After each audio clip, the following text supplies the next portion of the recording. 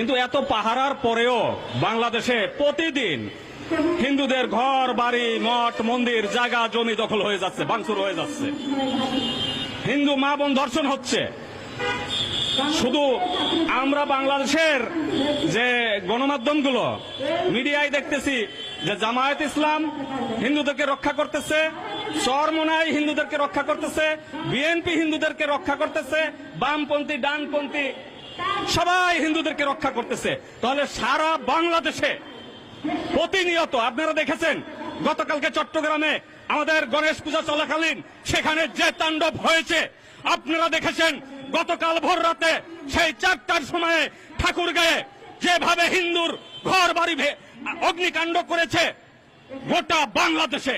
আজও হয়তো আপনারা দেখবেন যে বাংলাদেশের এ প্রান্তে না ও প্রান্তে হিন্দু নির্যাতন হয়ে যাচ্ছে। আপনারা শুধু জনসম্মুখে দেখান যে বাংলাদেশের হিন্দু